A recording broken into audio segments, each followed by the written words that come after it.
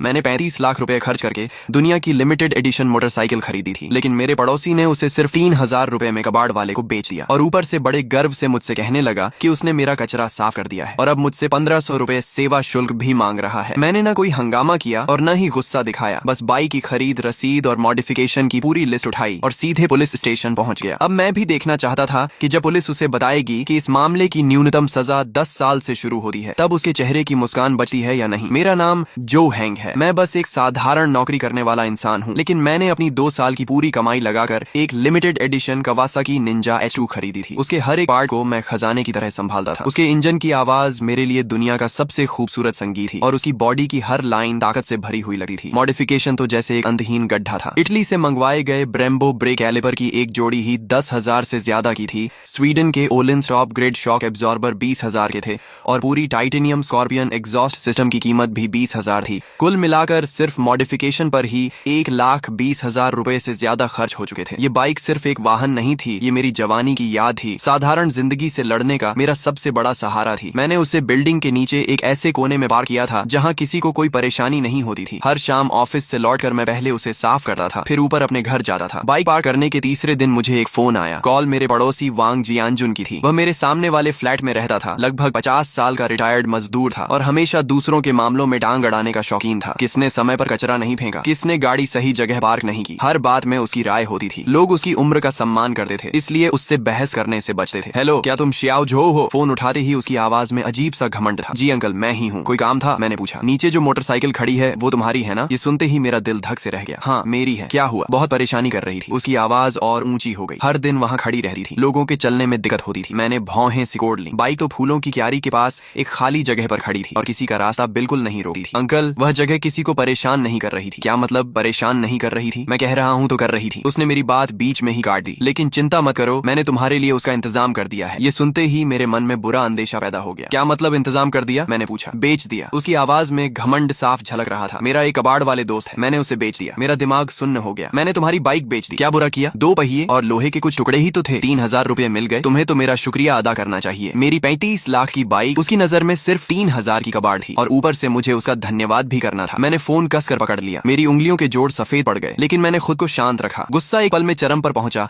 और अगले ही पल बर्फ जैसी ठंडी समझदारी में बदल गया। ऐसे लोगों पर चिल्लाना और बहस करना सबसे बेकार तरीका होता है। उसे क्या पता लिमिटेड एडिशन क्या होता है, ब्रेम्बो क्या होता है और ओलिंस क्या होता है। उसकी दुनिया में उसने मेरा कचरा साफ किया था और अच्छी कीमत पर बेचा था, इसलिए वही मेरा उपकार करने वाला था। श्याओ झो, चुप क्यों हो गए? खुशी के मारे बोलती बंद हो गई क्या? वह लगातार बोले जा रहा था। याद रखना, उन 3,000 में से आधे मेरे हैं। अगर मेरी पहचान नहीं होती तो तुम्हारी कबाड़ बाइक 1,000 में भी नहीं बिकी। मैंने आगे कुछ नहीं सुना। ठीक है अंकल, समझ गया। मैंने बिल्कुल शांत आवाज में इतना कहा और फोन काट दिया। कमरे में सन्नाटा छा गया। खिड़की से आती धूप भी आंखों में चुभ रही थी। मैं अपने स्टडी रूम में गया और दराज खोली। अंदर फाइलों का एक बड़ा ढेर रखा था। 23 लाख रुपए की खरीद रसीद, 12 लाख रुपए की मॉडिफिकेशन लिस्ट, हर आइटम का ब्रांड, मॉडल, प्राइस और परचेज डेट साफ साफ दर्ज था। मैंने सभी प्रिंटेड दस्तावेज एक साथ करीने से जमा किए। कुल 37 पन्ने थे। मैं उन फाइलों को शांत नजरों से देखता रहा। मेरी आंखें गहरे पानी की तरह स्थिर थीं। वांग जियानजुन, ये रास्ता तुमने खुद चुना है। अगर तुम्हें लगता है कि उसकी कीमत सिर्फ 3,000 है, तो अब कानून तुम्हें बताएगा कि उसकी असली कीमत कितनी है। अगले दिन मैंने ऑफिस से छुट्टी ली, फाइलों का मोटा बंडल उठाया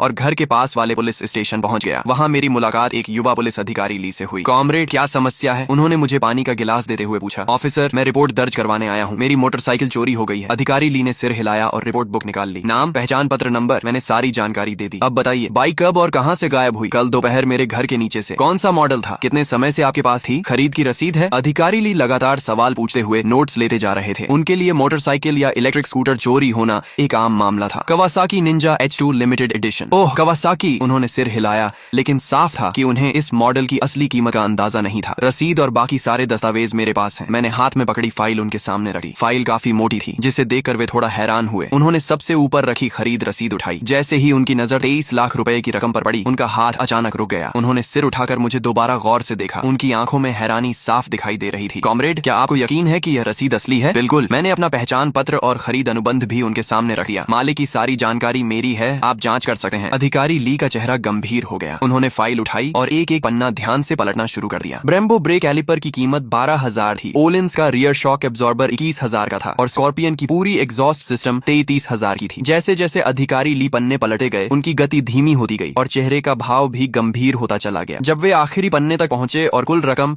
3,54,000 रुपए देखी तो उन्होंने गहरी सांस खींच ली। उनके पास बैठे एक उम्र दराज पुलिस अधिकारी भी आगे झुककर फाइल देखने लगे। कुछ देर बाद अधिकारी ली बोले, मुझे इस मामले की जानकारी हमारे स्टेशन इंचार्ज को देनी होगी। ये कहकर वे फाइल उठाकर जल्दी जल्दी स्टेशन इंचार्ज के ऑफिस की ओर चले गए। मुझे पता था कि मामला अब उसी दिशा में जा रहा है जिसकी मैंने उम्मीद की थी। कुछ हजार रुपए की बाइक चोरी होना और 3.5 लाख रुपए की बाइक चोरी होना पुलिस की नजर में दो बिल्कुल अलग स्तर की घटनाएं थी। पहले मामले में शायद सिर्फ रिपोर्ट लिखी जाती और आपको घर जाकर इंतजार करने को कहा जाता, लेकिन दूसरे मामले में स्पेशल इन्वेस्टिगेशन टीम बनती और तय समय में केस सुलझाने का दबाव होता। कुछ मिनट बाद एक मध्यम उम्र के अधिकारी जिनके कंधे पर 2 पट्टियां और एक सितारा लगा था, अधिकारी ली के साथ बाहर आए। आप मिस्टर जो हैं? उन्होंने पूछा। जी, मैंने खड़े होकर जवाब दिया। मैं इस थाने का प्रभारी हूँ, मेरा नाम झांग है। नमस्ते इंस्पेक्टर झांग, मैंने सम्मान से कहा। अधिकारी ली ने मुझे सारी जानकारी दे दी है। उन्होंने मेज पर रखी फाइलों की ओर इशारा किया। इन सभी दस्तावेजों की कॉपी सबूत के तौर पर रखी जाएगी। आपका मामला बहुत बड़ा है और इसकी प्रकृति भी गंभीर है। हमारा थाना इसे बेहद गंभीरता से ले रहा है। हम तुरंत एक स्पेशल टीम बनाकर जांच शुरू करेंगे और जल्द से जल्द आपकी बाइक वापस लाने की कोशिश करेंगे। मैंने सिर हिलाकर धन्यवाद दिया और फिर कहा, लेकिन जिसने मेरी बाइक ली है शायद मैं जानता हूँ कि वह कौन है। यह सुनते ही इंस्पेक्टर झांग की आंखें चमक उठी। कौन? उन्होंने तुरंत पूछा। मेरा पड़ोसी वांग जियानजुन। इसके बाद मैंने पिछली शाम फोन पर हुई पूरी बातचीत शब्दशः उन्हें सुना दी। मेरी बात खत्म होते ही कमरे में सन्नाटा छा गया। इंस्पेक्टर झांग की भौहें कसकर सिकुड़ गईं। तुम कहना चाहते हो कि तुम्हारे पड़ोसी ने 3.5 लाख रुपए की बाइक को कबाड़ समझकर 3,000 रुपए में बेच दिया? जी, फोन पर उसने यही कहा था। और उसने तुमसे उन 3,000 में से 1,500 रुपए भी मांगे? जी। इंस्पेक्टर झांग कुछ पल चुप रहे। इतने साल पुलिस सेवा में रहने के बावजूद शायद उन्होंने भी ऐसा अजीब मामला कभी नहीं देखा था। ये सिर्फ चोरी नहीं थी, ये मूर्खता, लालच और अज्ञानता का मिश्रण था। अधिकारी ली ने बगल में बैठे वरिष्ठ पुलिसकर्मी से धीरे से पूछा, सर, यह चोरी का मामला है, गबन का है या किसी और की संपत्ति को अवैध रूप से बेचने का? बुजुर्ग अधिकारी ने सिर हिलाया। जो भी हो, रकम 3 लाख से ज्यादा है। इतनी बड़ी राशि में सजा कम से कम 10 साल से शुरू होती है। उनके मुंह से निकला 10 साल। मेरे कानों में अलग ही वजन लेकर गूंजा। वह सिर्फ एक संख्या नहीं थी, वह न्याय का भार था। इंस्पेक्टर झांग ने तुरंत फोन उठाया और आदेश दिया, सभी यूनिट ध्यान दें, 3 मिनट में नीचे इकट्ठा हों, हम मौके पर जा रहे हैं। फिर उन्होंने मेरी ओर देखकर कहा, मिस्टर जो, आपने बहुत समझदारी दिखाई। आपने निजी झगड़ा करने के बजाय कानून पर भरोसा किया। यही सबसे सही तरीका था। अब आगे का काम हमें करने दीजिए। मैंने सिर हिलाया। मुझे पता था कि असली तमाशा अब शुरू होने वाला था। ऑफिस से बाहर निकलते ही मैंने देखा कि कई पुलिसकर्मी तैयार खड़े थे। अधिकारी ली ने मेरी ओर देखकर कहा, चलो इस वांग जियानजुन से मिलते हैं। पुलिस की गाड़ी बिना सायरन बजाए चुपचाप हमारे अपार्टमेंट के नीचे आकर रुकी। मैं, इंस्पेक्टर झांग, अधिकारी ली और 2 अन्य पुलिसकर्मी गाड़ी से उतरे। दोपहर का समय था। सोसाइटी में कई बुजुर्ग और बच्चे घूम रहे थे। जैसे ही लोगों ने पुलिस वालों को हमारी बिल्डिंग की ओर जाते देखा, सबकी नजरें हमारी तरफ मुड़ गईं। हम सीढ़ियां चढ़कर वांग जियानजुन के घर के सामने पहुंचे। अधिकारी ली ने दरवाजा खटखटाया। कौन है? अंदर से उसकी चिड़ी हुई आवाज आई। पुलिस, दरवाजा खोलो। अधिकारी ली की आवाज साफ और मजबूत थी। अंदर अचानक सन्नाटा छा गया। करीब 10 सेकंड बाद दरवाजा थोड़ा सा खुला। वांग जियानजुन ने आधा चेहरा बाहर निकाला। जैसे ही उसने पुलिस वालों और उनके पीछे खड़े मुझे देखा, वह एक पल के लिए स्तब्ध रह गया। अधिकारी साहब, आप लोग किसे ढूंढ रहे हैं? उसने बनावटी मासूमियत से पूछा। इंस्पेक्टर झांग आगे बढ़े और अपना पहचान पत्र दिखाया। एक चोरी के मामले में तुमसे पूछताछ करनी है। चोरी? उसकी आंखें तेजी से घूमी। फिर उसने दरवाजा पूरा खोल दिया और मेरी ओर उंगली दिखाते हुए जोर से बोला, अरे, अगर उस कबाड़ बाई की बात है तो आपको मेरा पक्ष भी सुनना चाहिए। मैंने तो भलाई की थी, नीचे बेकार जगह घेर कर रखी थी, इसलिए मैंने उसे हटवा दिया। अब यह लड़का उल्टा पुलिस बुला लाया। बताइए, क्या कोई ऐसे एहसान का बदला देता है? वह ऐसे बोल रहा था जैसे असली पीड़ित वही हो। शोर सुनकर आसपास के पड़ोसी भी बाहर निकल आए। क्या हुआ? इतनी पुलिस क्यों आई है? सुना है बाइक का मामला है। वही नई बाइक जो झो ने खरीदी थी। इतनी सुंदर बाइक कबाड़ कैसे हो गई? लोग आपस में फुसफुसाने लगे। मैं अब भी चुपचाप खड़ा था और उसे बोलने दे रहा था। इंस्पेक्टर झांग ने बिना भाव बदले पूछा, वांग जियानजुन, हमारे कुछ सवाल हैं, सच सच जवाब देना। क्या वह बाइक तुमने बेची थी? हाँ, मैंने बेची थी, उसने सीना ठोकते हुए कहा। 3,000 रुपए में बेची और आधे पैसे इसे देने वाला था, लेकिन इसने तो सीधे पुलिस बुला ली। किसने तुम्हें किसी और की संपत्ति बेचने का अधिकार दिया? इंस्पेक्टर झांग की आवाज ठंडी हो गई। अधिकार? वह बाइक सार्वजनिक जगह घेर कर खड़ी थी। मैं भी इस सोसाइटी का निवासी हूँ, इसलिए मुझे उसे हटाने का हक है और मैंने तो उसके लिए पैसे भी बनवा दिए। मैंने उसकी मदद की है। भीड़ में कई लोग हंस पड़े। ऐसी दलील उन्होंने पहले कभी नहीं सुनी थी। इंस्पेक्टर झांग ने बहस करने की जरूरत नहीं समझी। उन्होंने अधिकारी ली से एक दस्तावेज लिया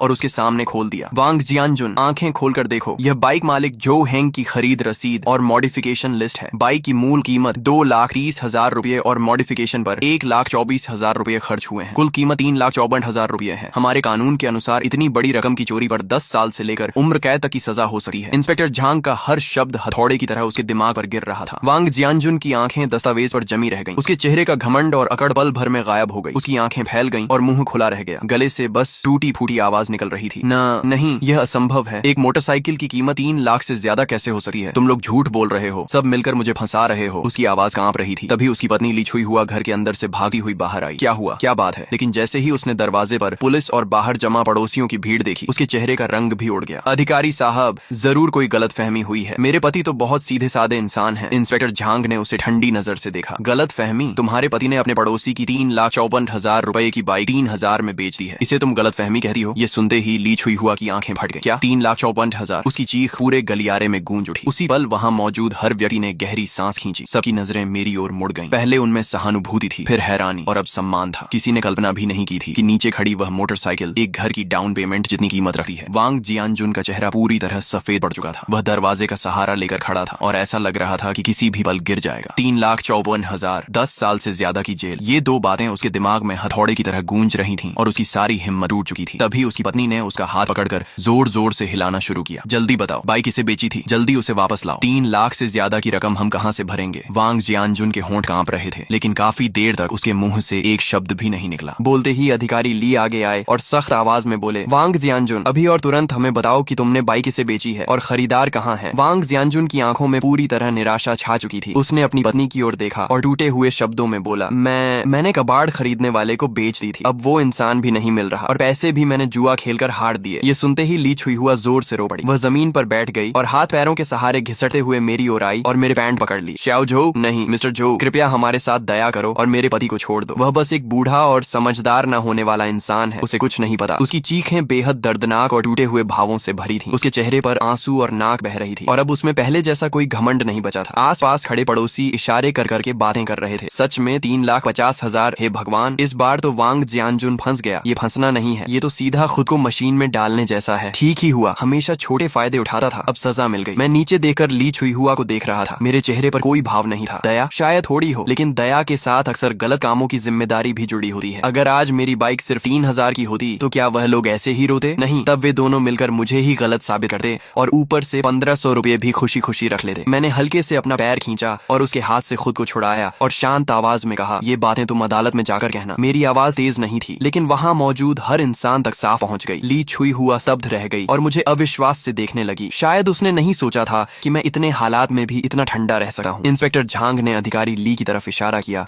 और ली और एक अन्य पुलिसकर्मी आगे आए और वांग जियानजुन को दोनों तरफ से पकड़ लिया। वांग जियानजुन, तुम पर चोरी का आरोप है, अब तुम्हें कानून के तहत पूछताछ के लिए थाने ले जाया जाता है, उन्होंने कहा और ठंडी हथकड़ी उसकी कलाई पर लगा दी। हथकड़ी की क्लिक आवाज उसके पूरे जीवन के अहंकार का अंतिम फैसला जैसी लग रही थी। वांग जियानजुन पूरी तरह टूट गया। उसे लगभग घसीटे हुए ले जाया जा रहा था और वह बड़बड़ा रहा था, नहीं, ऐसा नहीं हो सकता। ये 3 लाख से ज्यादा कैसे हो सकती है? ली छुई हुआ आगे भागने की कोशिश करने लगी, लेकिन एक महिला पुलिसकर्मी ने उसे रोक दिया। आप लोग उसे नहीं पकड़ सकते, वह बूढ़ा है, उसकी तबीयत ठीक नहीं है। इंस्पेक्टर झांग ने गंभीर आवाज में कहा, यह कानून का राज्य है, यहाँ उम्र का बहाना नहीं चलता। उसने अपराध किया है, उसे जिम्मेदारी लेनी होगी। अब रोना बंद करो और सबसे पहले उस खरीदार को ढूंढने की कोशिश करो और बाइक वापस लाओ। यही तुम्हारे पास सजा कम करने का एकमात्र रास्ता है। इसके बाद वह मेरी तरफ मुड़े और बोले, मिस्टर जो, आप भी हमारे साथ आने चलकर बयान दीजिए। मैंने सिर हिलाया और हम सब लोगों की भीड़ के सामने नीचे उतर आए। नीचे पहले से ही पूरी सोसाइटी जमा थी। जैसे ही लोगों ने वांग जियानजुन को हथकड़ी में बाहर आते देखा, भीड़ में हलचल मच गई। मैं पीछे पीछे चल रहा था, मेरा चेहरा शांत था। मैंने लोगों की बातें सुनी। ये लड़का तो बहुत सख्त निकला, कोई रहम नहीं किया। सख्त क्या? अगर तुम्हारी 30 लाख की चीज होती तो तुम क्या करते? सही किया, ऐसे आदमी पर नरमी नहीं होनी चाहिए। मैं लगभग हंस ही पड़ा। सच में, जैसा बाप वैसा बेटा। उसके बाप ने 35 लाख की बाइक को 3,000 में बेच दिया और उसे लगता है कि 5,000 युआन देकर सब कुछ निपटा देगा। तुम्हें लगता है मेरी बाइक की कीमत सिर्फ 5,000 है? एक मोटरसाइकिल की आखिर कितनी कीमत होगी? 5,000 कम नहीं होते। वांग बिन की आवाज बेहद अधीर थी। ज्यादा नखरे मत दिखाओ, मैं बता रहा हूँ, अगर मेरे पापा को कुछ भी हुआ तो तुम्हारा भी अच्छा नहीं होगा। यह एक खुली धमकी थी। मुझे गुस्सा नहीं आया, बल्कि मैं मुस्कुरा दिया। ठीक है, मैं इंतजार करूंगा। और हाँ, तुम्हें एक बात याद दिला दूं, तुम्हारी ये कॉल कंप्लेनेंट को धमकाने और जुडिशियल फेयरनेस में बाधा डालने के दायरे में आती है और मैंने पूरी रिकॉर्डिंग भी कर रखी है। इतना कहकर मैंने सीधे फोन काट दिया। फोन के दूसरी तरफ वांग बिन का चेहरा शायद हरा पड़ गया होगा। मैंने मोबाइल की रिकॉर्डिंग स्टेशन इंचार्ज झांग के सामने चला दी। झांग साहब का चेहरा तुरंत इतना गंभीर हो गया मानो उससे पानी टपकने लगे। बहुत बढ़िया, क्या परिवार है। बूढ़ा अज्ञान और बेखौफ, छोटा घमंडी और दबंग, ये लोग खुलेआम कानून को चुनौती दे रहे हैं। उन्होंने वॉकी टॉकी उठाया और ठंडी आवाज में आदेश दिया, टेक्निकल टीम, अभी इसी नंबर की लोकेशन ट्रेस करो। एक्शन टीम तैयार रहे। आज मैं पूरे परिवार को सीधा अंदर भेजूंगा। सीसीटीवी फुटेज जल्दी ही निकाल ली गई। झांग साहब के गुस्से की वजह से पुलिस स्टेशन की एफिशिएंसी अपने चरम पर पहुंच गई थी। कॉलोनी के गेट वाले कैमरे में कल दोपहर का दृश्य साफ दिखाई दे रहा था। एक पुरानी इलेक्ट्रिक 3 व्हीलर एक तिरपाल से ढकी मोटरसाइकिल को लादे धीरे धीरे इलाके से बाहर निकल रही थी। हालांकि बाइक ढकी हुई थी, लेकिन उसका खास शेप और साइज साफ बता रहा था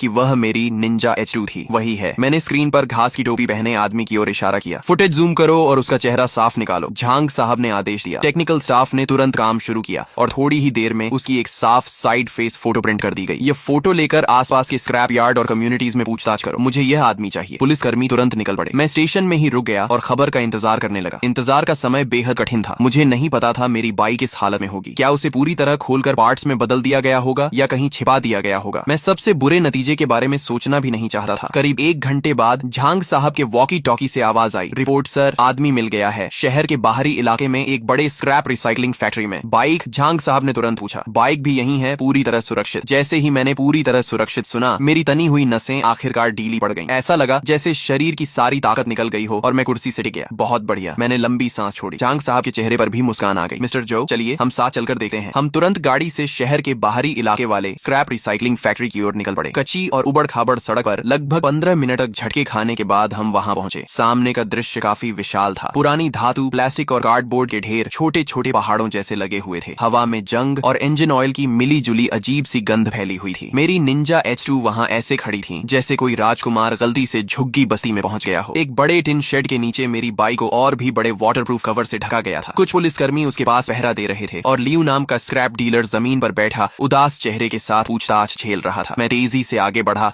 और एक झटके में कवर हटा दिया। वही परिचित कवासाकी ग्रीन रंग फिर से मेरी आंखों के सामने था। बाइक थोड़ी गंदी हो गई थी, उस पर धूल जमी हुई थी। बाएं साइड मिरर पर हल्की सी खरोंच थी। इसके अलावा सब कुछ ठीक था। Brembo brake calipers, Olin suspension और अक्रापोविच एग्जॉस्ट सब अपनी जगह मौजूद थे। मैंने हाथ बढ़ाकर बाइक की ठंडी बॉडी को हल्के से छुआ। दिल में अनगिनत भाव उमड़ पड़े। ऐसा लग रहा था जैसे कोई खोया हुआ खजाना वापस मिल गया हो। ऑफिसर ली उस समय बॉस लियू का बयान लिख रहे थे। बताओ क्या हुआ था? लियू रोने जैसा चेहरा बनाकर बोला, ऑफिसर मैं बेगुनाह हूँ। उस वांग नाम के आदमी ने कसम खाकर कहा था कि यह उसके बेटे की बेकार पड़ी टूटी फूटी बाइक है जो जगह घेर रही है और वह इसे हटवाना चाहता है। मुझे बाइक अच्छी लगी तो मैंने एक सवाल पूछ लिया। उसने कहा 3000 युआन दो और अभी ले जाओ। मुझे भी शक हुआ था। ये बाइक किसी भी तरह कबाड़ नहीं लग रही थी, लेकिन मैंने सोचा मुफ्त का मौका है, छोड़ना बेवकूफी होगी, इसलिए मैंने उसे 3000 दिए और बाइक ले आया। ऑफिसर ली ने ठंडी आवाज में कहा, यह साफ साफ स्टोलन प्रॉपर्टी खरीदने का मामला है। तुम जानते थे कि सामान की ओरिजिन संदिग्ध है, फिर भी सस्ते में खरीद लिया। लियू ने जल्दी से सफाई दी। मेरा ऐसा इरादा नहीं था। बाइक लाने के बाद मुझे भी लगने लगा कुछ गड़बड़ है। ये बाइक बहुत नई थी, इसके पार्ट्स में पहचान भी नहीं पा रहा था, लेकिन महसूस हो रहा था कि ये बेहद महंगे हैं। मैं एक स्क्रैप कलेक्टर हूँ, ऐसी चीज खोलने की हिम्मत कैसे करता। मैंने बस सोचा था पहले इसे छिपा देता हूँ, फिर मामला शांत होने पर किसी बाइक एक्सपर्ट से पूछूंगा और अच्छी कीमत पर बेचने की कोशिश करूंगा। मैं कसम खाता हूँ मैंने इंजन तक स्टार्ट नहीं किया। उसकी बातों ने दूसरी तरफ से मेरी बाइक की वैल्यू साबित कर दी। एक स्क्रैप कलेक्टर तक समझ गया था कि यह कोई साधारण बाइक नहीं है। सिर्फ वांग जियानजुन जैसा अज्ञानी और घमंडी इंसान ही इसे कबाड़ समझ सकता था। झांग साहब मेरे पास आए और मेरे कंधे पर हाथ रखा। मिस्टर जो, हमने अपना वादा निभा दिया, आपकी बाइक वापस मिल गई। धन्यवाद झांग साहब, और सभी ऑफिसर्स का भी बहुत बहुत धन्यवाद। मैंने दिल से उनका धन्यवाद किया। यह तो हमारा कर्तव्य है, झांग साहब ने कहा। अब यह बाइक केस से जुड़ा सबूत है, इसलिए फिलहाल हमारी कस्टडी में रहेगी। जब केस की सुनवाई पूरी हो जाएगी तब इसे आपको वापस सौंप दिया जाएगा। मैंने समझदारी से सिर हिलाया। इसके अलावा नुकसान सिर्फ खरोंच तक सीमित नहीं है। यह एक लिमिटेड एडिशन बाइक है। किसी भी गैर आधिकारिक तरीके से इसे हिलाने या स्टोर करने से इसकी पेंट सरफेस, इलेक्ट्रिकल सिस्टम और परफॉर्मेंस पर संभावित असर पड़ सकता है। इन सबकी प्रोफेशनल इंस्पेक्शन और असेसमेंट होनी चाहिए। मेरी बात सुनकर झांग साहब एक पल के लिए चौंके, फिर सिर हिलाया। तुम सही कह रहे हो, हम तुम्हारी राय पूरी तरह अप्रेजल एजेंसी तक पहुंचाएंगे। अब मामला लगभग खत्म हो चुका था। चोरी का सामान भी मिल गया था और आरोपी भी पकड़ लिए गए थे। वांग जियानजुन पर चोरी का आरोप लगभग तय हो चुका था। जहां तक बॉस लियू की बात ही, वह चोरी का सामान खरीदने के अपराध से नहीं बच सकता था, लेकिन क्योंकि उसने पूरा सहयोग किया था और बाइक भी सुरक्षित थी, इसलिए संभवतः उसे हल्की सजा मिलेगी। इसी दौरान दूसरी टीम के पुलिसकर्मियों से भी खबर आई। वांग जियानजुन का बेटा वांग बिन उसकी अपनी कंपनी में मिल गया था और उसे भी पुलिस स्टेशन लाया जा चुका था। झांग साहब ने मेरी तरफ देकर मुस्कुराते हुए कहा, मिस्टर जो, आज स्टेशन में काफी हलचल होने वाली है, चलिए वापस चलते हैं और देखते हैं कि उस लड़के के पास अब क्या कहने को बचा है। हम स्टेशन लौटे। अंदर प्रवेश करते ही मैंने देखा कि एक सूट पहना हुआ, बालों में चमकदार तेल लगाए एक युवा आदमी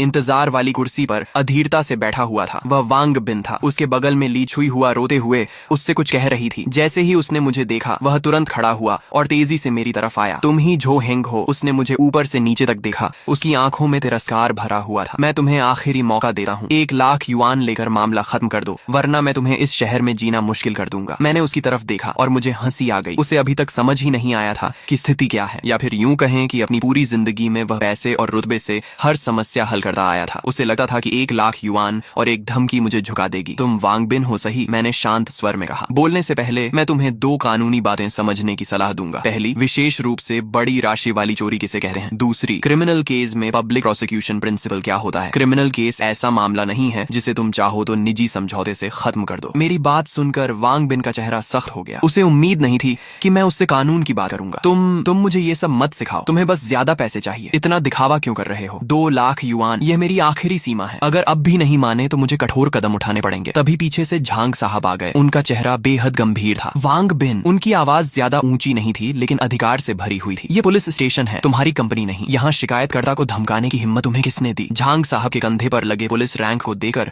वांग बिन की अकड़ तुरंत आधी रह गई। मैंने उन्हें धमकाया नहीं, मैं तो बस समझौता करना चाहता था। समझौता? झांग साहब ने ठंडी हंसी हंसते हुए कहा, तुम्हारे पिता ने 35 लाख युआन की चीज चुराई और तुम 2 लाख युआन देकर समझौता करना चाहते हो। काफी समझदार हिसाब लगाते हो। और फोन पर मिस्टर जो को धमकाने वाली रिकॉर्डिंग भी हमारे पास मौजूद है। जुडिशियल फेयरनेस में बाधा डालने और मलिशियस डेफेमेशन का एक और आरोप जोड़ लो। लगता है तुम अपने पिता का साथ देने जेल जाना चाहते हो। झांग साहब की हर बात वांग बिन के दिल पर हथौड़े की तरह पड़ रही थी। उसके माथे पर ठंडा पसीना आ गया। आखिरकार उसे समझ में आया कि यह कोई छोटी मोटी परेशानी नहीं थी जैसी वह पहले संभालता आया था। उसके बगल में बैठी ली छुई हुआ तो डर के मारे रोना भी भूल चुकी थी और सिर्फ कांप रही थी। ऑफिसर, गलतफहमी है, सब गलतफहमी है। वांग बिन का स्वर अचानक नरम हो गया। उसने चेहरे पर जबरदस्ती मुस्कान लाने की कोशिश की जो रोने से भी ज्यादा बदसूरत लग रही थी। मैं अभी बिजनेस ट्रिप से लौटा हूँ, मुझे पूरी बात पता नहीं थी। गुस्से में गलती हो गई, कृपया बुरा मत मानिए। मेरे पिताजी ने जानबूझकर ऐसा नहीं किया, बस उम्र के कारण उनका दिमाग ठीक से काम नहीं कर रहा था। लेकिन झांग साहब उसकी बातों में आने वाले नहीं थे। जानबूझकर किया या नहीं, इसका फैसला कानून करेगा। अभी वांग जियानजुन पर चोरी का आरोप है, लियू पर चोरी का सामान खरीदने का और तुम पर जुडिशियल फेयरनेस में बाधा डालने का। तुम सबकी जांच होगी। ऑफिसर ली,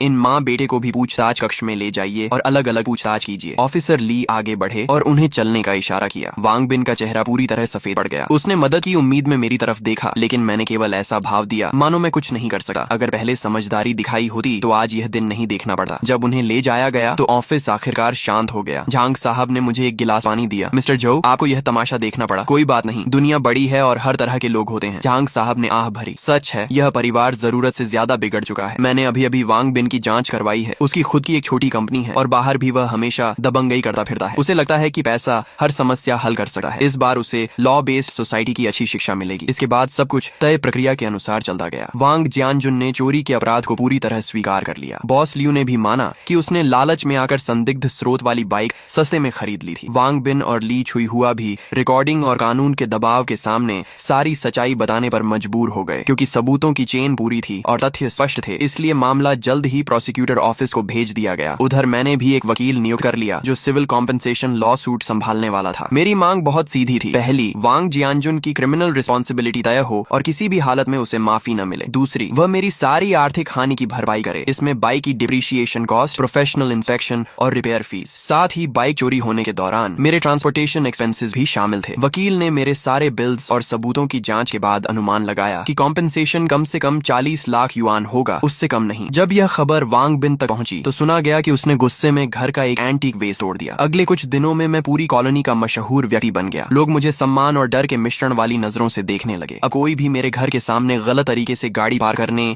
या सीढ़ियों में कचरा फेंकने की हिम्मत नहीं करता था। पूरी कॉलोनी का माहौल जैसे अचानक सुधर गया था। दूसरी तरफ वांग जियानजुन का परिवार सबकी नजरों में गिर चुका था। वे तरह तरह के तरीके अपनाने लगे। पहले रिश्तेदारों और दोस्तों के जरिए मुझसे सिफारिश करवाने की कोशिश की, लेकिन मैं किसी से नहीं मिला। बाद में वांग बिन ने पैसे से मामला खत्म करने की कोशिश की। उसने कॉम्पेंसेशन की रकम 20 लाख से बढ़ाकर 30 लाख और फिर 35 लाख तक कर दी, लेकिन मैंने अपने वकील से हर बार साफ इनकार करवा दिया। ये पैसे का मामला नहीं था बल्कि सिद्धांत का था। कुछ लोगों को एक बार इतनी जोर से चोट पहुंचानी पड़ती है कि वे जिंदगी भर सम्मान करना सीख जाएं। जब उन्हें लगा कि कोई रास्ता नहीं बचा है तो ली छुई हुआ हर किसी के सामने रो रो कर कहने लगी कि मैं निर्दयी हूँ और उनके पूरे परिवार को बर्बाद करना चाहता हूँ। कुछ ऐसे बुजुर्ग जो सच्चाई नहीं जानते थे या हमेशा बीच बचाव करना चाहते थे, वे भी मेरी आलोचना करने लगे। मॉरल किडनैपिंग हमेशा कुछ लोगों का सबसे सस्ता हथियार होता है, लेकिन मैंने किसी से बहस नहीं की। मैंने चुपचाप एक दस्तावेज प्रिंट किया और बिल्डिंग के नोटिस बोर्ड पर चिपका दिया। वह प्रोसिक्यूटर ऑफिस द्वारा जारी किया गया वांग जियानजुन का अरेस्ट अप्रूवल नोटिस था। उसके नीचे मैंने अपने हाथ से एक पंक्ति लिखी थी, अज्ञानता अपराध से बचने का बहाना नहीं है, कानून के सामने सभी बराबर हैं। नोटिस बोर्ड के सामने मेरी वह घोषणा। उस अरेस्ट अप्रूवल नोटिस की फोटोकॉपी किसी भी बहस या सफाई से कहीं ज्यादा ताकतवर साबित हुई। जो पड़ोसी पहले मुझे बड़ा दिल रखने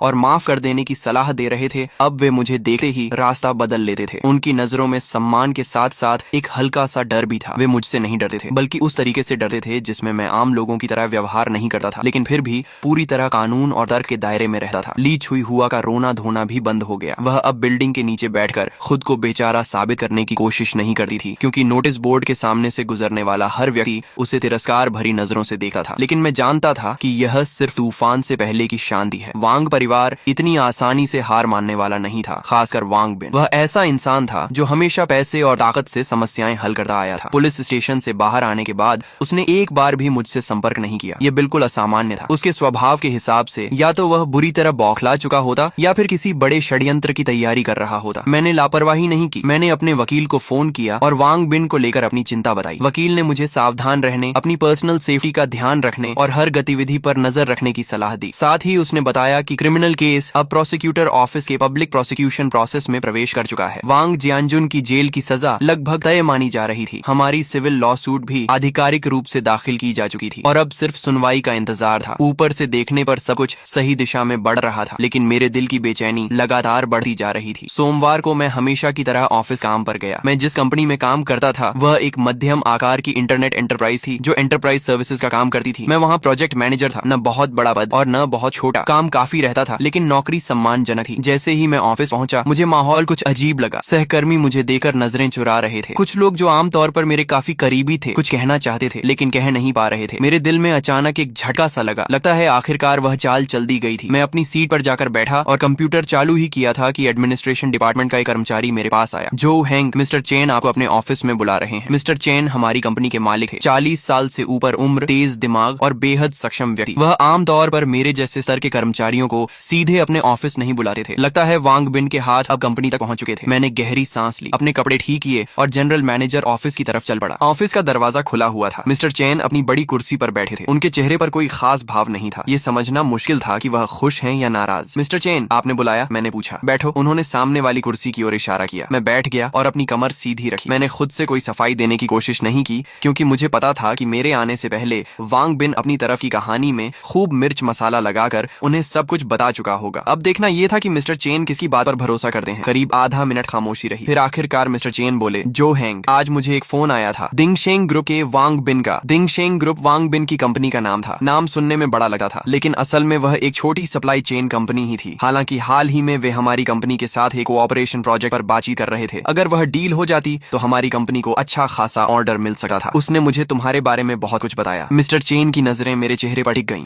जैसे वह मेरी प्रतिक्रिया पढ़ना चाहते हो। उसका कहना है कि तुम एक बुजुर्ग पड़ोसी को जेल भिजवाने पर तुले हुए हो। उसने यह भी कहा कि तुम ब्लैकमेल कर रहे हो और 40 लाख युआन का कॉम्पेंसेशन मांग रहे हो। उसका दावा है कि तुम्हारा कैरेक्टर प्रॉब्लमैटिक है और तुम्हें कंपनी में रखना हमारे लिए रिस्क हो सकता है। उन्होंने वांग बिन की बातों को शांत स्वर में दोहराया, लेकिन मैं महसूस कर सकता था कि इस शांति के पीछे एक निर्णय लेने वाले व्यक्ति की गहरी जांच छिपी हुई थी। शायद मेरी नौकरी का भविष्य इसी बातचीत पर निर्भर था। मैंने तुरंत विरोध नहीं किया। जब वह बोल चुके तब मैंने धीरे से कहा, मिस्टर चेन, क्या उसने आपको बताया कि मेरे उस पड़ोसी ने मेरे साथ क्या किया था? मिस्टर चेन ने सिर हिलाया। नहीं, उसने बस इतना कहा कि यह एक मामूली पड़ोसी विवाद था। मैं मुस्कुरा दिया। मेरे पास एक मोटरसाइकिल है जिसे मैंने 35 लाख युआन में खरीदा था। मेरे पड़ोसी ने मेरी गैर मौजूदगी में उसे कबाड़ समझकर सिर्फ 3000 युआन में बेच दिया। फिर उसने मुझे फोन करके कहा कि वह मुझे 1500 युआन हिस्सा देने को तैयार है। उसके बाद उसका बेटा यानी वांग बिन मुझे फोन पर धमकाने लगा कि मैं 5 लाख युआन लेकर मामला खत्म कर दूं। जब मैंने मना कर दिया तो वह पुलिस स्टेशन तक आ गया और पुलिस वालों के सामने मुझे धमकाने लगा कि वह मुझे इस शहर में जीने नहीं देगा। क्या उसने आपको यह सब बताया? मेरी हर बात के साथ मिस्टर चेन की भौहें और सिकुड़ती गईं। जब मैं बोल चुका तो उनका चेहरा काफी गंभीर हो चुका था। मैंने अपना ब्रीफकेस खोला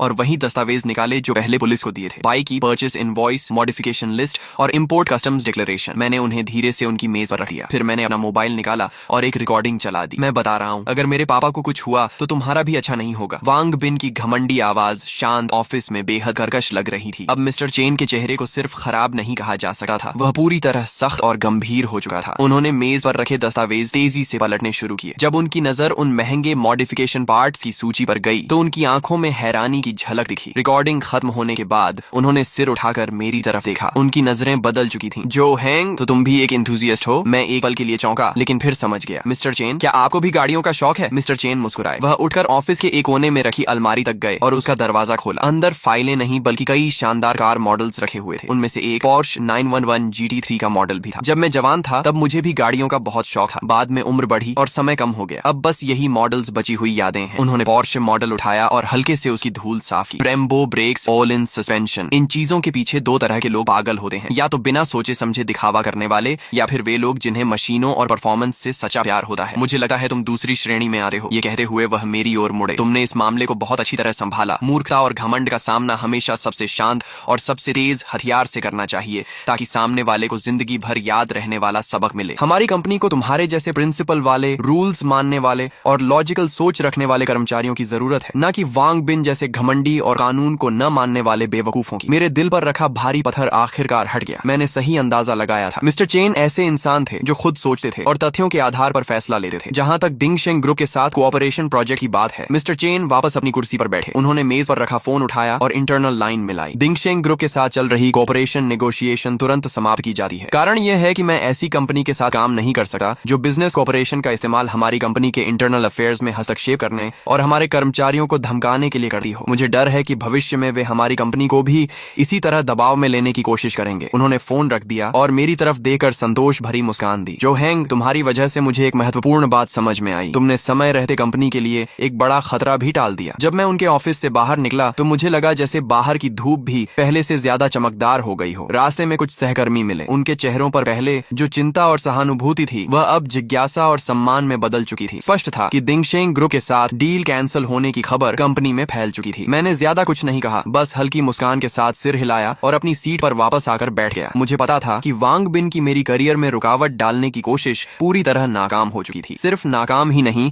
उसने खुद अपने पैरों पर कुल्हाड़ी मार ली थी। उस जैसी छोटी कंपनी के लिए हमारी कंपनी एक बहुत महत्वपूर्ण पोटेंशियल क्लाइंट थी। यह कॉन्ट्रैक्ट खोना उसके लिए निश्चित रूप से भारी नुकसान था। उसी शाम मेरे वकील का फोन आया। मिस्टर जो, आपको एक अच्छी खबर दूं, आपकी बाइक की डैमेज असेसमेंट रिपोर्ट आ गई है और नतीजे हमारी उम्मीद से भी बेहतर हैं। उनकी आवाज में उत्साह साफ झलक रहा था। कैसे? मैंने पूछा। असेसमेंट एजेंसी ने बहुत प्रोफेशनल काम किया है। उन्होंने सिर्फ साइड मिरर की स्क्रैच रिपेयर कॉस्ट का ही आकलन नहीं किया, बल्कि हमारे उस तर्क को भी स्वीकार किया है कि लिमिटेड एडिशन व्हीकल को गैर आधिकारिक तरीके से हिलाने और स्टोर करने से संभावित नुकसान हो सकता है। रिपोर्ट में कहा गया है कि बाइक को गैर पेशेवर लोगों द्वारा गैर पेशेवर उपकरणों से ट्रांसपोर्ट किया गया और खराब माहौल में रखा गया, जिससे उसकी पेंट सरफेस पर कई सूक्ष्म स्क्रैचेस आई हैं जो सामान्य आंखों से दिखाई नहीं देती। साथ ही उसके प्रिसीजन इलेक्ट्रॉनिक सिस्टम्स में नमी और धूल जमा होने का भी जोखिम पैदा हुआ है। रिपोर्ट में पूरे वाहन की highest standard deep cleaning, maintenance और सिस्टम इंस्पेक्शन की सिफारिश की गई है। इन सभी खर्चों को जोड़ने पर डायरेक्ट इकोनॉमिक लॉस 48,000 युआन आंका गया है। उन्होंने थोड़ी देर रुकर आगे कहा, और यह तो सिर्फ शुरुआत है, इसमें वह हिडन लॉस शामिल नहीं है जो बाइक की चोरी की घटना के कारण सेकंड हैंड मार्केट वैल्यू में कमी के रूप में हुआ है। इस पर भी एक्सपर्ट्स ने ओपिनियन दिया है और अनुमान लगाया है कि बाइक की कीमत में 10% से 15% तक की गिरावट आई है। यानी सिर्फ वाहन के नुकसान के आधार पर ही हम कम से कम 80,000 युआन से अधिक कॉम्पेंसेशन क्लेम कर सकते हैं। मैं उनकी बात सुनते हुए मन ही मन उनकी प्रोफेशनलिज्म की और भी ज्यादा इज्जत करने लगा। वास्तव में प्रोफेशनल काम हमेशा प्रोफेशनल्स को ही सौंपना चाहिए, लेकिन वकील अभी रुके नहीं। और यह सबसे महत्वपूर्ण बात भी नहीं है। सबसे महत्वपूर्ण यह है कि यह रिपोर्ट क्रिमिनल केस की सेंटेंसिंग बेसिस के रूप में प्रोसिक्यूटर ऑफिस को भेजी जाएगी। पहले क्योंकि बाइक बरामद हो गई थी, इसीलिए कोर्ट सजा तय करते समय कुछ नरमी बरत सकता था, लेकिन अब जब यह साबित हो गया है कि इस घटना ने गंभीर परिणाम पैदा किए हैं, तो वांग जियानजुन का अपराध और मजबूत हो गया है। मुझे लगता है कि 10 साल से ज्यादा की सजा से वह बच नहीं पाएगा। फोन कटने के बाद मेरे मन में मिश्रित भावनाएं थीं। मैं कोई क्रूर इंसान नहीं था और न ही किसी को बर्बाद करने में मुझे आनंद आता था, लेकिन जिस क्षण वांग जियानजुन ने मेरी बाइक बेच दी थी, उसी क्षण उसने अपने लिए सबसे गंभीर परिणाम तय कर लिए थे। अज्ञानता और मूर्खता कभी भी अपराध से बचने का बहाना नहीं बन सकती। अगले कुछ दिनों तक वांग बिन पूरी तरह गायब रहा। मुझे खबर मिली कि दिंगशेंग ग्रुप की कैश फ्लो चेन में कुछ समस्याएं आने लगी हैं। मिस्टर चेन अपने बिजनेस सर्कल में काफी प्रभावशाली व्यक्ति थे। उन्होंने खुलकर कह दिया था कि वांग बिन का कैरेक्टर खराब है और उसके काम करने का कोई बॉटम लाइन नहीं है। नतीजतन कई कंपनियां जो पहले उसके साथ काम करने पर विचार कर रही थीं, अब रिस्क असेसमेंट दोबारा करने लगी थीं। बटरफ्लाई इफेक्ट धीरे धीरे सामने आने लगा था। शायद वांग बिन इस समय इतनी समस्याओं में घिर चुका था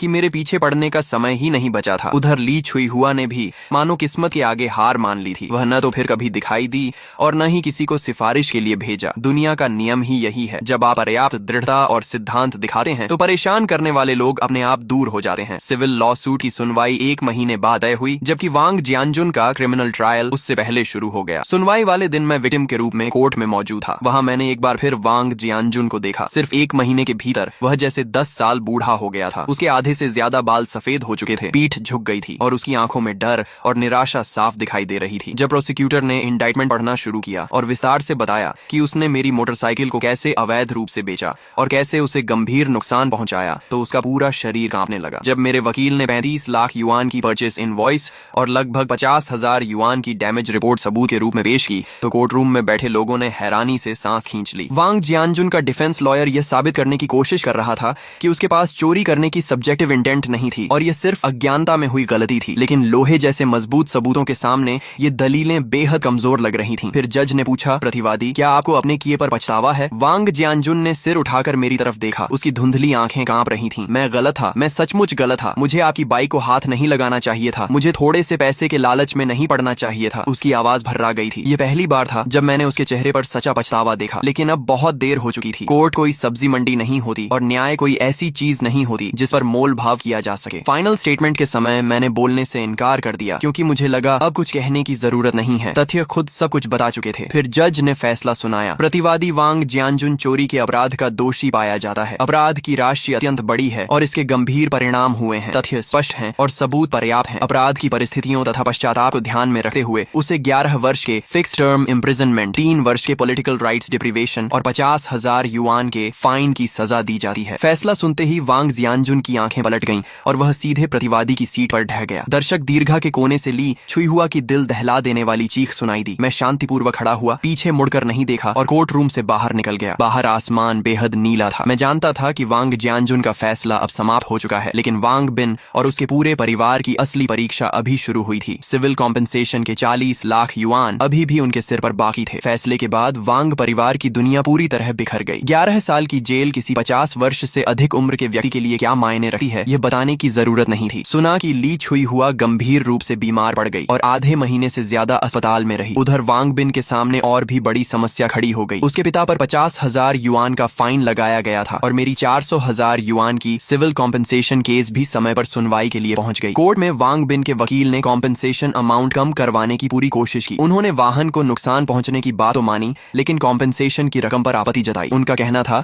कि खासकर second hand market value reduction वाला हिस्सा केवल अनुमान है और उसका कोई कानूनी आधार नहीं है। लेकिन मेरे वकील बिल्कुल शांत रहे। उन्होंने एक नया सबूत पेश किया। देश की सबसे प्रतिष्ठित यूज्ड व्हीकल असेसमेंट एजेंसी द्वारा जारी की गई प्रोफेशनल इवैल्यूएशन रिपोर्ट। उस रिपोर्ट में विस्तार से बताया गया था कि मेरी लिमिटेड एडिशन निंजा H2 को चोरी किए जाने और लंबे समय तक खराब वातावरण में रखने के कारण उसकी कलेक्शन वैल्यू और मार्केट सर्कुलेशन वैल्यू को स्थायी नुकसान पहुंचा है। रिपोर्ट का निष्कर्ष था कि उसकी वैल्यू लॉस लगभग 80,000 से 120,000 युआन के बीच है। हमने बीच का आंकड़ा लेते हुए 100,000 युआन का दावा किया। ये रिपोर्ट किसी भारी मुक्के की तरह साबित हुई जिसने विपक्षी वकील की बची खुची उम्मीदों को भी चकनाचूर कर दिया। अंततः कोर्ट ने लगभग पूरी तरह मेरे दावों का समर्थन किया और फैसला सुनाया कि वांग जियानजुन और उसके परिवार को मेरी सभी आर्थिक हानियों की भरपाई करनी होगी। कुल कॉम्पेंसेशन अमाउंट 366,000 युआन तय की गई। पहले से लगाए गए 50,000 युआन के क्रिमिनल फाइन को जोड़ दिया जाए तो वांग परिवार को कुल मिलाकर 430,000 युआन से ज्यादा की रकम चुकानी थी। एक साधारण नौकरी पेशा परिवार के लिए यह रकम किसी पहाड़ से कम नहीं थी और वांग बिन के लिए तो यह ऐसा झटका था जिससे उबरना आसान नहीं था। फैसला आने के अगले ही दिन से उसने अपनी संपत्ति बेचनी शुरू कर दी। उनका वह पुराना घर जिसमें वे 20 साल से ज्यादा समय से रह रहे थे, बिक्री के लिए बाजार में डाल दिया गया। ली छुई हुआ के गहने, उसकी BMW कार और यहाँ तक कि उसकी कंपनी के महंगे ऑफिस इक्विपमेंट तक सेकंड हैंड वेबसाइट्स पर बेचने के लिए डाल दिए गए। फिर भी इतनी बड़ी रकम जुटाने में उसकी कमर टूट गई। दिंगशेंग ग्रुप पहले ही हमारी कंपनी का ऑर्डर खोने के बाद मुश्किल में था। अब मालिक खुद मुकदमों में घिरा हुआ था और कंपनी की पूंजी भी लगभग खत्म हो चुकी थी। जल्द ही कंपनी की हालत इतनी खराब हो गई कि उसका संचालन मुश्किल हो गया। जब दीवार गिरती है तो हर कोई धक्का देने आ जाता है। जिन कंपेटिटर्स को उसने पहले परेशान किया था और जिन सप्लायर्स के पैसे उसने रोक रखे थे, वे सभी एक एक करके उसके पीछे पड़ गए। 2 महीने भी नहीं बीते थे कि दिंगशेंग ग्रुप ने आधिकारिक रूप से बैंक्रप्सी लिक्विडेशन की घोषणा कर दी। जो वांग बिन कभी सबकी नजरों में सफल प्रेसिडेंट वांग था, वह अब लोगों की नजरों में एक बदनाम डिफॉल्टर बन चुका था। इस दौरान उसने एक बार अपने वकील के माध्यम से मुझसे संपर्क किया। उसने अनुरोध किया कि मैं उसे कुछ अतिरिक्त समय दे दूं ताकि वह कॉम्पेंसेशन अमाउंट किस्तों में चुका सके। मैंने उसकी बात मान ली, लेकिन एक शर्त रखी। मैंने कहा कि उसे एक पब्लिक अपॉलॉजी लेटर लिखना होगा जिसमें वह पूरी सच्चाई बताए। उसके पिता की लालच और अज्ञानता, उसकी अपनी घमंड भरी हरकतें, मुझे धमकाने की कोशिश और जुडिशियल फेयरनेस में हस्तक्षेप करने के प्रयास, सब कुछ बिना छिपाए विस्तार से लिखना होगा और फिर उस माफीनामे को कॉलोनी के नोटिस बोर्ड पर पूरे 1 महीने तक लगाकर रखना होगा। वांग बिन काफी देर तक चुप रहा, लेकिन आखिरकार उसने यह शर्त मान ली क्योंकि उसके पास कोई दूसरा विकल्प नहीं था। कुछ दिनों बाद नोटिस बोर्ड पर लगी लाल रंग की अरेस्ट नोटिस के बगल में एक नई सफेद शीट दिखाई दी। वह वांग बिन का अपॉलॉजी लेटर था। उस पत्र के शब्द पश्चाताप और विनम्रता से भरे हुए थे। उसकी पंक्तियों में उस पुराने घमंडी वांग बिन की कोई झलक नहीं बची थी। कॉलोनी के लोग रोज वहाँ से गुजरते समय रुक कर उसे पढ़ते और फिर एक लंबी सांस भरते। ये किसी भी भाषण या सीख से कहीं ज्यादा प्रभावशाली चेतावनी थी। उसने सभी को एक बात सिखा दी, कभी किसी की सीमा लांघने की कोशिश मत करो और कानून की गरिमा को चुनौती देने की भूल मत करो, क्योंकि तुम कभी नहीं जानते कि तुम्हारे सामने दिखने वाला यह बिल्कुल साधारण सा पड़ोसी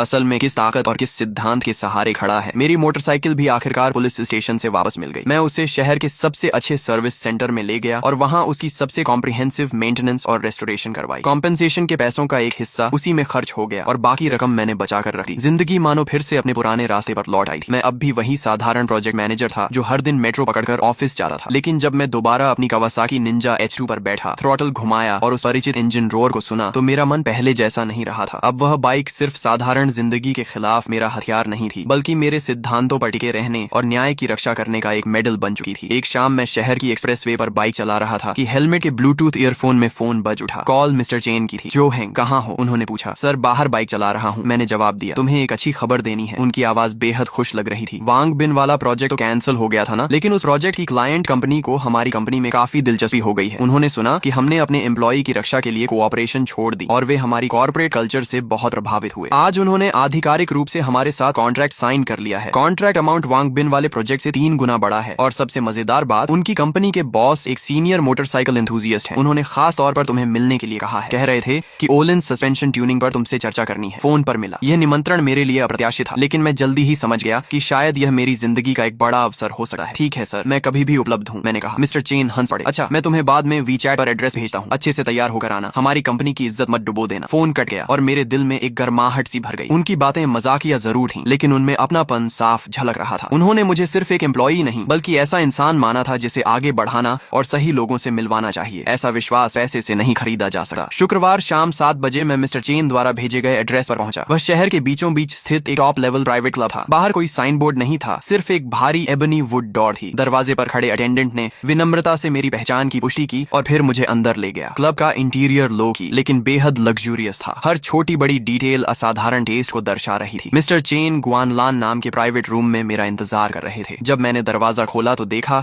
कि वह लगभग 50 वर्ष के एक सज्जन व्यक्ति के साथ बड़ी खुशी से बातचीत कर रहे थे। उस व्यक्ति ने एक सलीकेदार चाइनीज ट्रेडिशनल जैकेट पहन रखी थी। उसका व्यवहार शालीन था, आंखें गहरी थीं और उसकी हर हरकत में एक सफल नेता की स्थिरता दिखाई देती थी। स्पष्ट था कि वही क्लाइंट कंपनी के चेयरमैन थे, मिस्टर चेन। मैंने आगे बढ़कर अभिवादन किया। ओह, जो हैंग आ गए। मिस्टर चेन तुरंत उठे और मुस्कुराते हुए बोले, आइए आपकी मुलाकात करवाता हूँ। ये हैं होंगयुएन टेक्नोलॉजी के चेयरमैन मिस्टर ली वेहान। और ली सर, यही हैं हमारी कंपनी के प्रोजेक्ट मैनेजर जो हैंग, जिनके बारे में मैंने आपको बताया था। नमस्ते ली सर, मैंने बिना झिझक हाथ बढ़ाया। तो तुम जो हैंग हो? ली वेहान मुस्कुराए और मजबूती से हाथ मिलाया। उनकी हथेली चौड़ी और ताकतवर थी। उनकी नजरों में उत्सुकता और प्रशंसा दोनों थी। तुम्हारे बारे में मिस्टर चेन ने सब बताया है। तुमने हालात को बहुत समझदारी से संभाला, हिम्मत भी है और दिमाग भी। तुम बड़े काम करने की क्षमता रखते हो। यह तारीफ पूरी तरह दिल से निकली हुई लग रही थी। आप ज्यादा तारीफ कर रहे हैं, मैंने विनम्रता से कहा। मैंने सिर्फ वही किया जो मुझे सही लगा। बहुत बढ़िया। ली वेहान जोर से हंसे। आजकल सही काम करते रहना ही अपने आप में एक दुर्लभ गुण है। आओ बैठकर आराम से बात करते हैं। डिनर का माहौल मेरी उम्मीद से कहीं ज्यादा सहज था। हमने बिजनेस की ज्यादा बात नहीं की। ली वेहान और मिस्टर चेन दोनों ने बड़ी स्वाभाविकता से बातचीत को हमारे साझा शौक यानी मोटरसाइकिल्स की ओर मोड़ दिया। सुना है तुम्हारे पास निंजा H2 है? ली वेहान ने पूछा। जी हाँ, मैंने जवाब दिया। उनकी आंखें चमक उठी। वह तो कमाल की मशीन है। भाई लोग, आज के लिए बस इतना ही। अगर इस वीडियो पर अच्छा रिस्पॉन्स आया और आप लोगों ने भरपूर सपोर्ट दिखाया